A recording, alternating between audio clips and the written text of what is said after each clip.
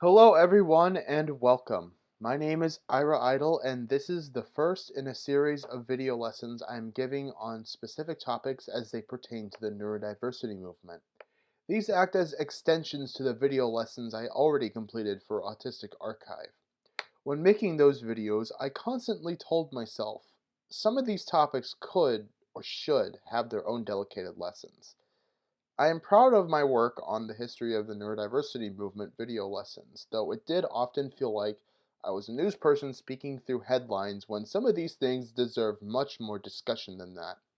ABA is one of those things.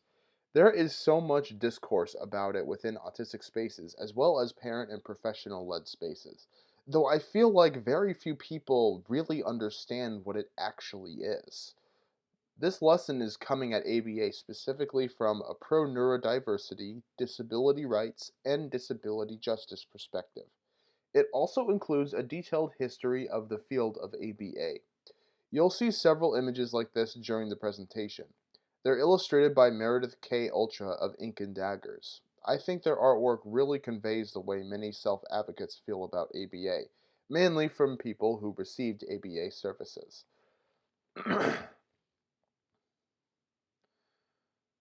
If you know even a little bit about ABA, it won't surprise you that I am giving a content warning here. There is some very sensitive content in this presentation. I will be discussing instances of child abuse, including restraint, seclusion, and the use of aversives. There will also be discussion of suicide. The R word will pop up. If these are difficult for you to hear about, I suggest you proceed with caution. I want to give a special shout out to Robin Muskogno in particular. She has really helped me understand the ins and outs of behaviorism and just how deep the rabbit hole goes. I also want to recognize Tiffany Hammond and Tiffany Joseph of Fidgets and Fries and Knife Functioning Autism, respectively, for helping aid my outlook on the intersectionalities surrounding black families and ABA, as well as a more nuanced understanding of the predicaments parents are put into in general. So what even is ABA? Shorthand for applied behavior analysis, this seems to be a point of contention in and of itself, as it doesn't seem like people can really define what ABA is, whether it's many activists opposed to it or even within insurance billing. Here is the best way I can describe what ABA is, and this is largely defined from what behavior analysts themselves say it is. ABA is a radical form of behaviorism. People use ABA and behaviorism interchangeably, and while there is some truth to that, ABA is a branch of behaviorism. But there are also branches of ABA. It's a lens of psychology that insists observable behaviors are the most important factor in determining the cause of someone's behaviors. So thoughts, feelings, emotions, those are either not relevant in behaviorism or are just behaviors. It uses operant conditioning, a form of conditioning inspired by classical conditioning that emphasizes teaching someone to respond to a stimulus in a desired way. I'll talk more about it in a later slide. Now, this is important. ABA defines certain behaviors as functional and others as non-functional. It aims to teach functional behaviors and discourage non-functional behavior. Now, what exactly is defined this way is a point of contention. I think you'll see they've defined it in the way how they've defined it in their field over the years in this presentation. It is considered the gold standard of autism interventions. This is mainly because of its evidence-based label. It's important to denote what exactly they mean by evidence, and we'll certainly get to that. So ABA is a service that an insurance company can be billed for, but it's present within many different forms of service provision. It is used for people with all kinds of disabilities, though has a very specific history with autistic people that makes most of the ABA discourse focus on that. For example, speech and occupational therapy services can have ABA methods in them. It's not very helpful to think of ABA as a single thing you go to, but rather an ideology. Behavior analysts see ABA in everything. They will try to tell you that ABA is just basic teaching and that there's no way to really avoid it, since ABA is the science of how people behave. This is a very specific talking point in their field, and it's important to keep in mind.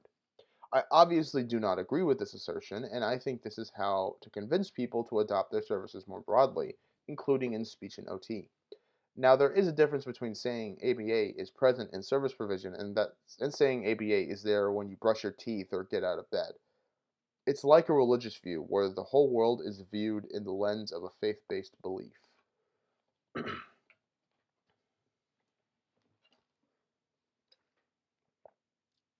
So let's talk about John B. Watson.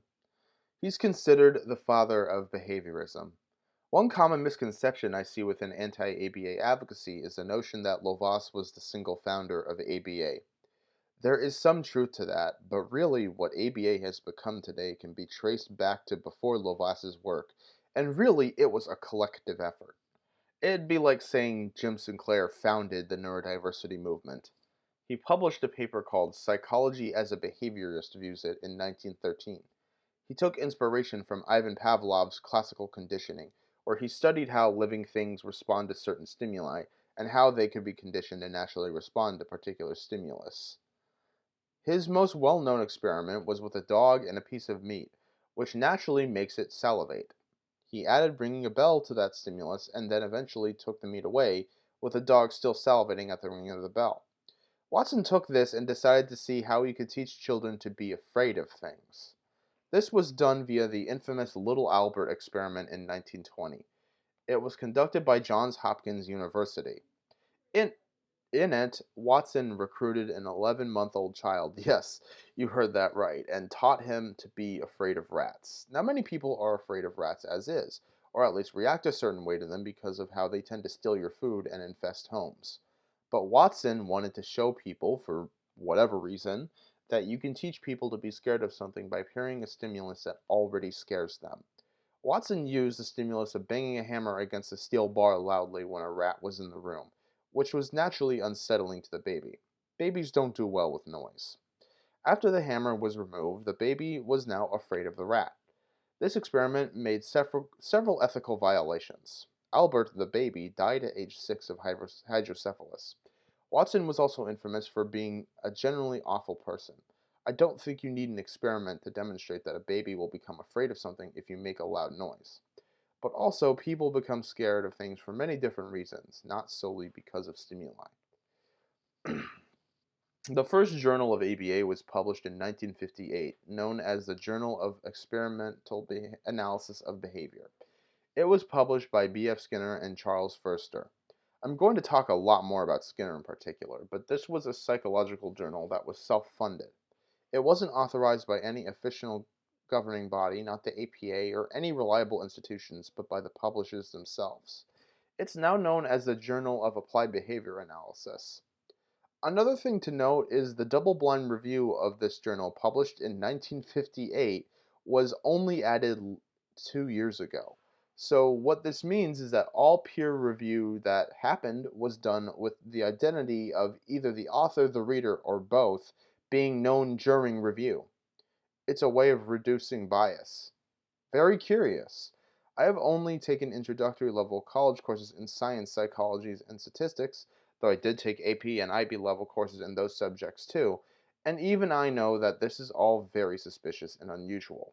There's only going to be more of this as we continue the presentation. Now let's talk about B.F. Skinner. Skinner was a radical behaviorist and is someone that behavior analysts strongly admire. There are plenty of anti-ABA people who think Skinner was a good person too, and not responsible for what ABA has become. I personally disagree. He held the belief that free will was an illusion. Given that the disability rights movement has always been about self-determination, this belief flies directly in the face of that. He was one of the people behind the idea of operant conditioning along with Watson. He thought people could all be conditioned to behave a certain way.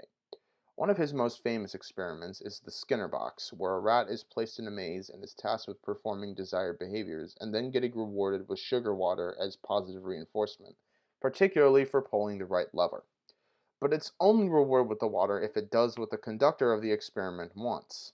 This ties into the whole free will belief Skinner had. The rat was forced to bend to someone else's will to get what it desired rather than what it wanted.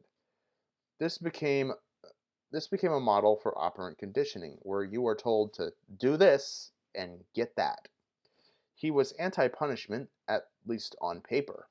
Punishment, especially in the context of ABA, is quite controversial, and even without it, there are still a myriad of issues. One of Skinner's famous works was a book called Walden 2, where he envisioned a behaviorist utopia where people are taught to self regulate their behaviors from birth. Many behaviorists now want to try and create Walden 2. Many centers are named after this book. A group of behaviorists started what's called the Association for Social Design, which aimed to create communes described in Walden 2. It fell apart, though, because the people who lived in those communes became disillusioned with Skinner's visions. They didn't want to live their entire lives correcting each other's behaviors. You'll see another example later of someone trying to recreate Walden 2, and a utopia is probably the last thing that can be used to describe it. In 1968, Donald Baer and several of his colleagues published an article in the Journal of Applied Behavior Analysis called The Seven Dimensions of Applied Behavior Analysis. It stated that all ABA treatment plans must be evaluated using seven dimensions, those being applied, behavioral, analytic, technological, conceptually systematic, effective, and generality. A lot of that is basically just the standards for which data should be collected. What's important to note here is how they define those seven dimensions. They define applied as in dealing with problems that have some kind of social importance. Read socially significant. How exactly do you define what behaviors are of social importance and which ones aren't? They define behavior as behavior that is measurable. What happens when you encourage people to view behavior in this way? We're going to see that in just a bit. Baer's work seems relatively harmless on the surface, but I think it sets the precedent for what we're going to see later. Okay, now we're talking about Ole Ivar Lovaas. He gets mentioned a lot in debates about ABA. Neurodiversity advocates tend to pin him as the sole founder of ABA. That is only partially true. As I mentioned in an earlier slide, there really isn't one single founder of ABA. He was certainly influential in what it has become, but he was not the only person behind it by any means. He is known for heading the UCLA Autism Project. He was among the first people to develop ABA as a treatment method for autistic people. That part is true. He published the Me book, which I'm going to discuss in a bit, but the Me book is pretty damning to put it lightly. He was one of the co-founders of the Autism Society of America, initially known as the National Society for Autistic Children, along with Bernard Rimland, an infamous pseudoscientist who pushed the leaky gut theory of autism, among other things. He struggled to gain popularity among his colleagues, but there was one particular audience he found fame with: parents. You see, this was the era where Connor and Bettelheim's refrigerator parents theories were still rampant. Parents didn't like being told that autism was their fault, so they latched onto any advice that suggested otherwise, even if it was still bad advice or inaccurate. They also didn't want their kids to be institutionalized, and Lovaas was someone who suggested to them how they could prevent that from happening. He and Rimland were very persuasive and went on a tour of sorts of the United States along with Ruth Sullivan to galvanize their new organization. Lovaas conducted a number of different studies where he used ABA methods on autistic children as well as children with other developmental disabilities. Some of his work was published in Screams, Slaps, and Love. A surprising, shocking treatment helps far gone mental cripples in 1965. That is where aversive methods were used on kids to distinguish behaviors that they saw as problematic. Lovaas had very strong beliefs about the way autistic people behaved. He argued that you had to put out the fire before worrying how it started, which ties back to the observation of directly observable behaviors. Behaviorists tend to either not care about the cause of behavior or only care about what can directly be observed. Lovaas suggested methods such as administering electric shocks, slapping, and spanking as punishment for undesirable behaviors, and the reward of desirable behaviors with food, then later affection. He and his colleagues carried these methods out and found that they were able to both teach the behaviors they wanted the kids to learn and extinguish the behaviors that they didn't want kids to exhibit. I don't deny that they were able to successfully do this, but one has to ask at what cost and to whose benefit. Slapping and shocking children is not normal, at the very least not as something professors conducting experiments do. ABA is often compared to conversion therapy, sometimes being called autistic conversion therapy. There is some precedent to this. Lovaas collaborated with George Riekers in 1974 on an experiment where they used behavior modification techniques on gay youth, or at least youth who exhibited behaviors that suggested queerness. The techniques were practically the same as what Lovaas was doing with disabled children. Now, what is often missed by neurodiversity activists is that Lovaas's work with disabled children predates Riekers' study. This work is part of the provision of ABA and can be traced back to what behavior is as an ideology. ABA isn't just bad because it can be used as conversion therapy. It's bad because it's a radical form of behaviorism. This is also why it's easier to ban conversion therapy than it is ABA, because conversion therapy is a specific form of ABA that can be easily defined. ABA itself cannot be easily defined. The guy pictured here is Kirk Murphy. He was one of Riekers' subjects. His parents were concerned that he played with dolls and saw a TV ad for a study and decided to take him in. His parents were told to withhold affection if he played with dolls and only to give it to him if he played with masculine toys. Physical punishment was also used to discourage this behavior. Riekers went on to promote this as a way to prevent homosexuality, while Kirk committed suicide at 38. He felt like he was broken and that the way he naturally wanted to be was wrong. The study certainly didn't help with that. Riekers denies that his study had anything to do with Kirk's suicide, but I personally beg to differ, as do his parents. I'm not sure about Lovaas's level of involvement in this study, but the fact that he was at least willing to put his name on it is telling. Even if he had minimal involvement, this still shows the problem behind behavior modification and behaviorism as a lens. The Me book was published in 1981. It was part of Lovaas's work and is basically a manual for how to teach children with developmental disabilities. It has a lot of what I've already discussed that he did in his previous studies. I guess you can say the Me book summarizes his methods. Something important to note is that Lovaas wanted to make autistic people indistinguishable from their peers, which became a huge sticking point in the provision of ABA towards autistic people. He later regretted the way he treated some of his subjects, but he never changed his mind on indistinguishability. Lovaas very much had a savior complex when it came to autistic children.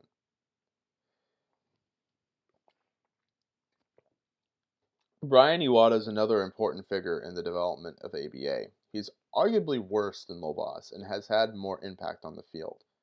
He helped popularize functional behavior assessment, something used very widely in ABA now. Part of this can be seen in his 1982 study toward a functional analysis of self-injury. In this study, with only 9 subjects, they concluded that levels of self-injury were a function of distinct social and/or physical environment. This goes back to the behaviorist belief that behavior being shaped by the environment, which feels like a very reductive way of examining the causes of behavior. Later on in 1984, he helped conduct a study known as reduction of eye gouging using a response interruption procedure. This examined a kid who was partially deaf and blind who was in mechanical restraints. They introduced a response interruption procedure, which reduced the eye gouging and the amount of time spent in the restraints, though did not entirely free him from the restraints. The behavior was less frequent after introducing the treatment plan to parents and teachers and following up with them 9 months later. Instead of looking at what supports he didn't have, given that he was deaf-blind, they just decided to stop the gouging behavior. This follows the common rhetoric in behaviorism surrounding self-injury. It also shows how behaviorists like to educate parents and guardians of the kids they work with so that they too use a methodology outside of a clinical setting.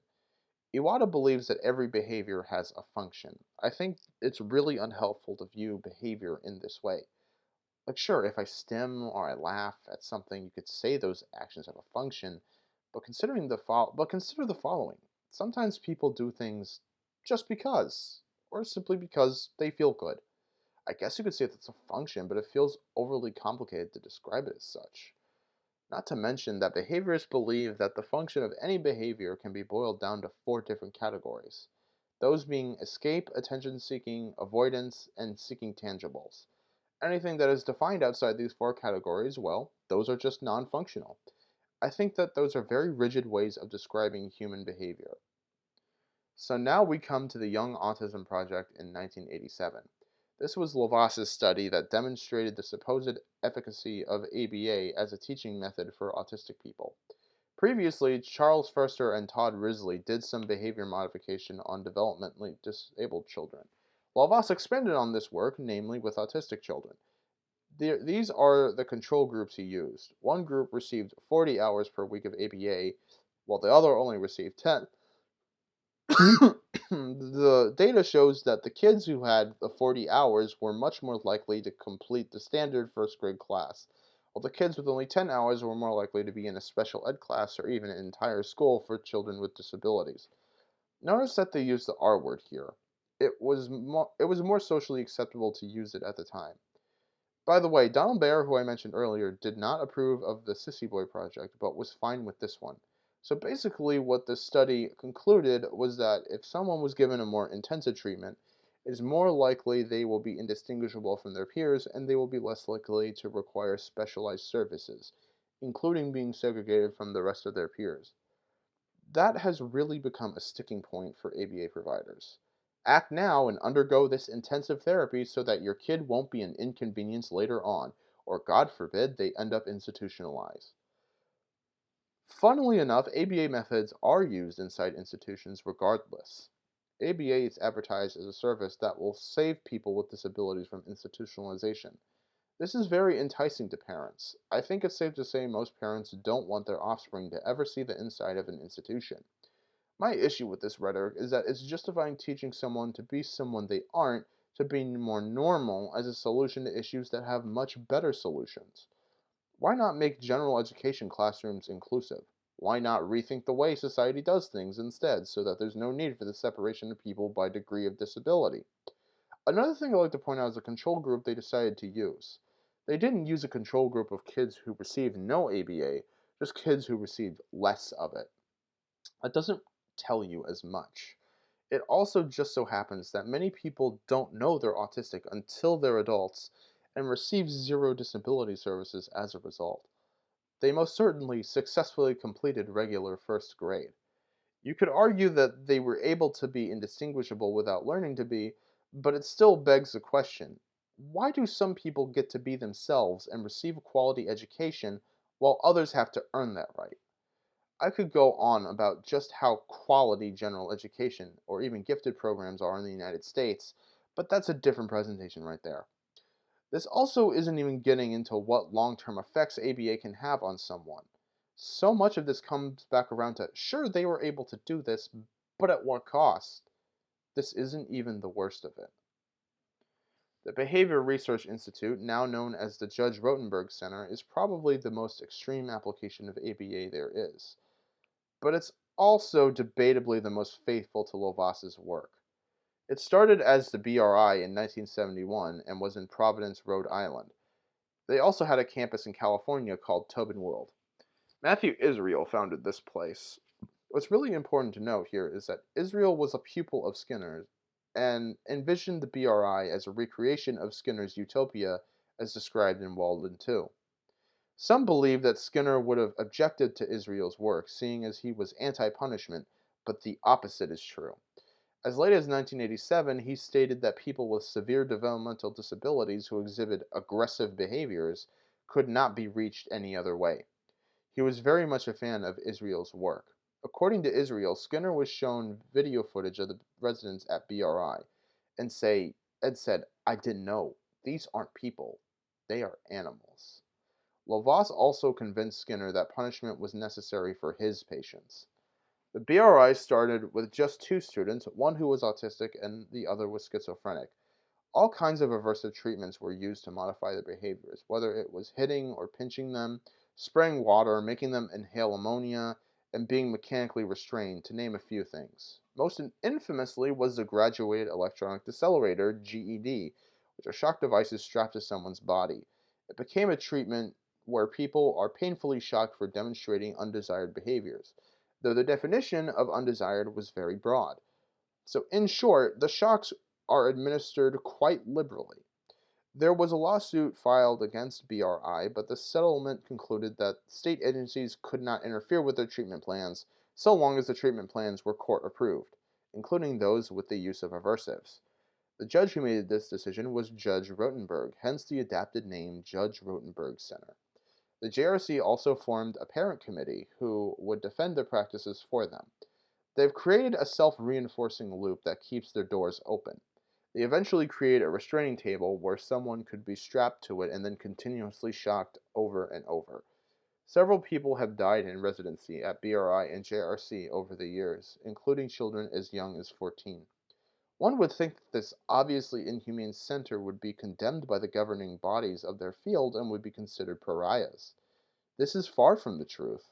The Association for Behavior Analysis International, the biggest membership organization within the field of ABA, invites the JRC to present about the efficacy of their shock devices every year at their conference. Now, does that mean most people within the field of ABA support the JRC? That's hard to say, but the likely answer is no. However, the fact that they are able to exist within the parameters of their field is extremely damning. The ABAI has recently voted to adopt a new position against the contingent electric skin shock. However, they are still letting the JRC present at their conference about other things as of 2023. This only happened due to years of pressure, and the ABAI leadership did everything they could to stop the vote from happening. So, what other kinds of inhumane treatment are they willing to endorse if the JRC isn't a bar too low?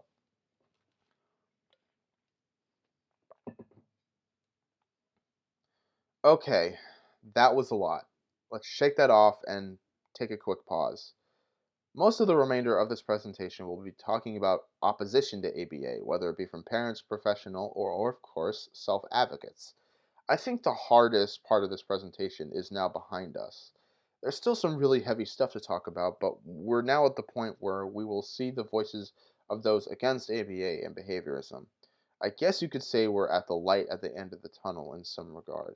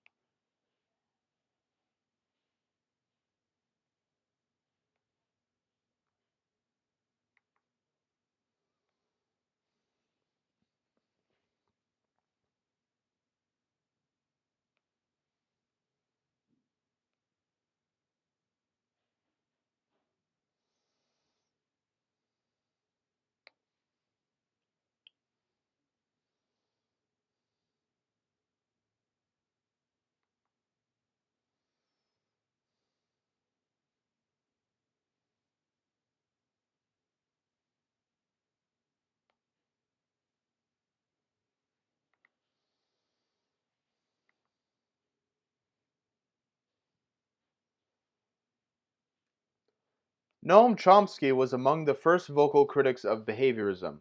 He published a review of Skinner's verbal behavior. The extreme Cliff Notes version of this is that he argued Skinner's definition of behavior and what causes behavior were far too limited. This was a significant development within the field of psychology. It led to a greater shift in the field of psychology from a behavioral lens to a cognitive one. Yet behaviorists have failed to adapt to this for decades.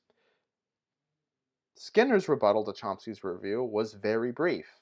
He saw Chomsky's review as emotionally charged and that Chomsky simply didn't understand what he was talking about. This is something behaviorists often do now too, chalk up criticisms of their pedagogy as them simply not understanding.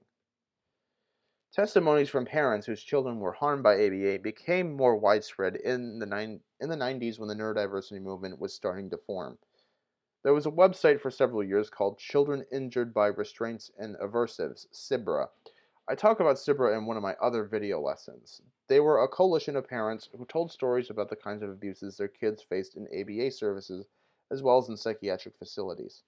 So while there was certainly a push for these services from some parents, since it was sold as the cure, they were by no means unanimous in opinion. Many saw the red flags. You can see in some testimonies if you read them, take care of yourself.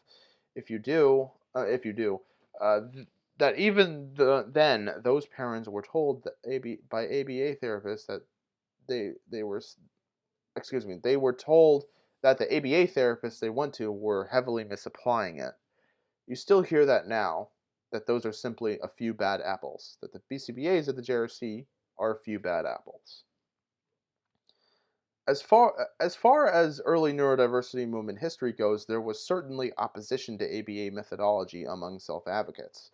The early organizers were against the idea of curing autism and making autistic people appear more normal. At Autry, there were pins given out that said, "I survived behavior modification." There are email threads with autistic people arguing against ABA, and autistics.org has a few articles where people speak about their issues with it. It wasn't as widely known as ABA at this point. It was mostly either referred to as behavior modification, Lovaas method, and behavior therapy. Some of it was called ABA, though. Among the first concerted efforts against ABA by autistic people happened in 2004, though. A Canada-based autistic researcher named Michelle Dawson gave a speech before the Canadian Supreme Court at a decision called Auton about the ethical problems with ABA and behaviorism. The speech was known as the misbehavior of behaviorists. She wanted to prevent access to ABA from being deemed constitutional. Misbehavior of behaviorists is still quite relevant today in describing the problems with behaviorism and the way behaviorists act. It's a long read, but worth it. Now, what's important to note is that Michelle does not consider herself an advocate. She cares about ethics more than anything. Her definition of ethics is very specific, but her work has been instrumental in opening the doors to more criticism of ABA from self-advocates. The court ruled against access to ABA. This didn't mean ABA was illegal in Canada, just that it was not going to be guaranteed at the federal level, but rather by province. As you can imagine, behavior analysts were not happy about this. A quarterly journal published by Lenny Schaefer, an ABA proponent, called the Schaefer Report, published a special section related to Auton. It included a barrage of essays from behavior analysts who took issue with Dawson's speech. Self-advocates read these essays and responded with their own. Many of them were posted on autistics.org, a notable neurodiversity advocacy website. A lot of them countered common arguments from people from the Schaefer Report used, including the argument that ABA will keep people out of institutions. Mel Beggs wrote a couple of essays that beautifully described the problem with that rationale. They also questioned whether the people on Dawson's side were truly autistic since they were even able to give criticisms of their practice. I'm going to directly quote Mel here since C said it better than I ever could. "When people tell me that I am hurting the chances of the girl in the institution by fighting for her rights, then they are hurting her, because she is me, and she already had to go through the recommended behavioral treatments and drugs.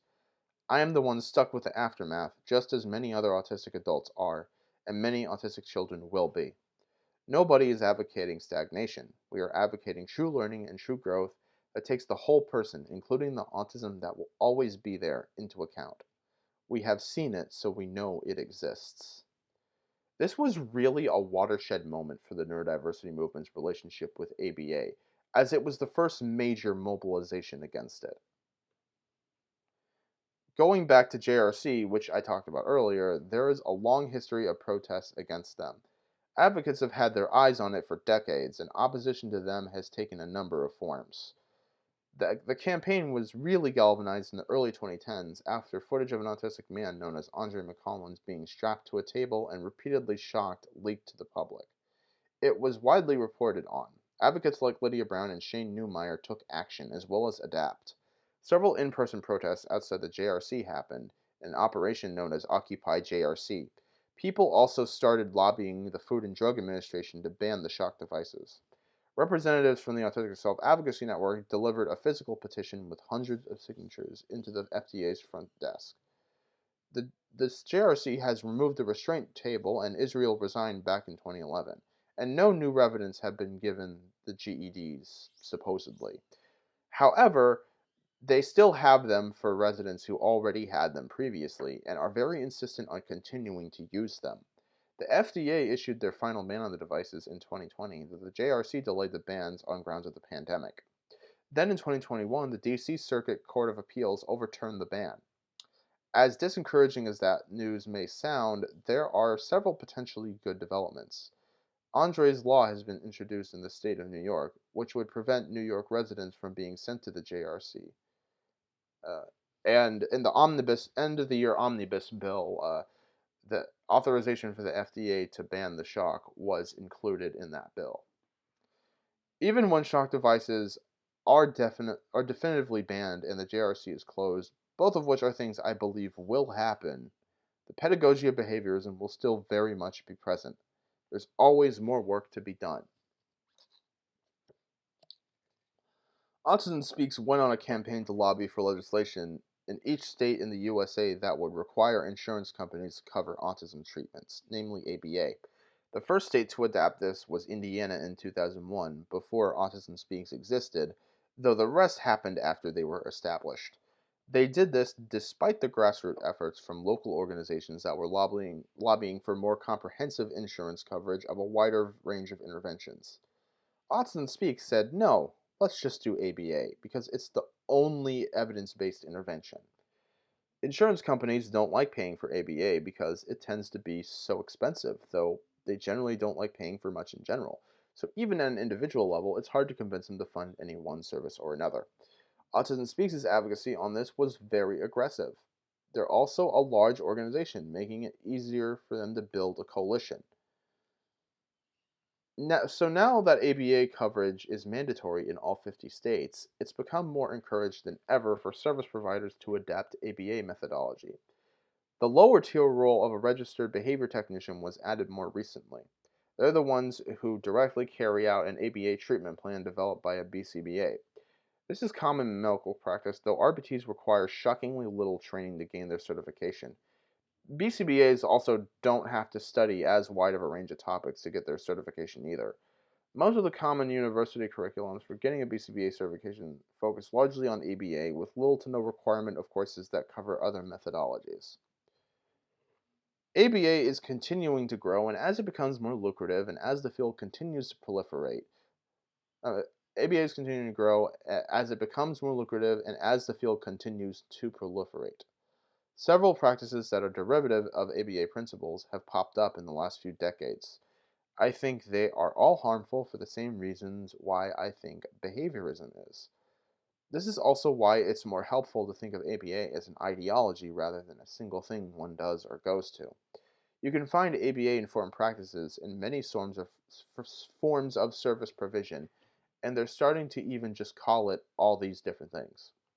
Some of these things incorporate other disciplines in them, but the existence of ABA principles is still very concerning and not something I am in favor of. So now this is the situation we are currently in. ABA is the most widely covered autism intervention, leaving many for little other options in the way of services. Alternatives to ABA certainly exist, but they are further and few in between.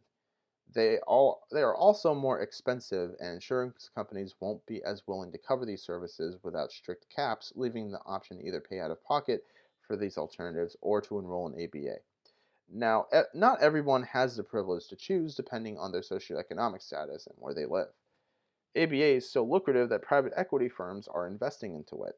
This also means that service providers who do not want to adapt ABA methods have to resort to billing their services as ABA. This has been an issue for a while, but is becoming more necessary.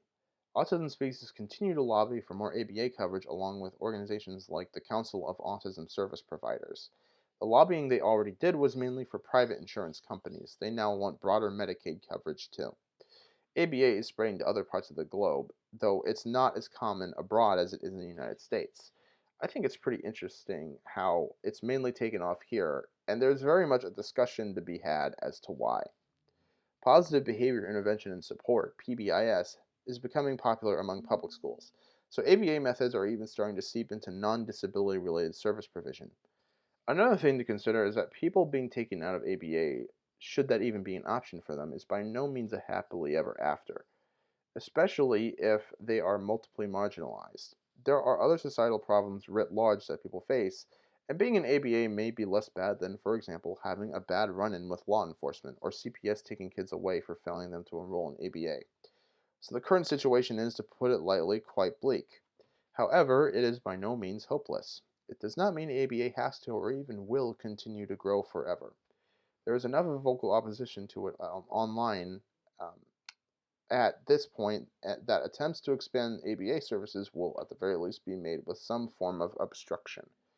I do think a lot of current organizing against ABA has been effective for a number of reasons, but I think it is going to improve over time. You'll find a pretty wide range of opinions on just what needs to be done to sand the wheels of the ABA industry, but here's what I think needs to be done. So, for one, framing it as something that needs to be banned is not helpful, which I discussed a little earlier.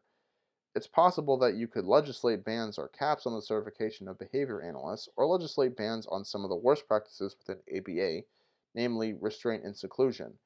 Reform isn't a viable option either, at least not as a long term goal, because that's being done with implication that ABA itself isn't the problem.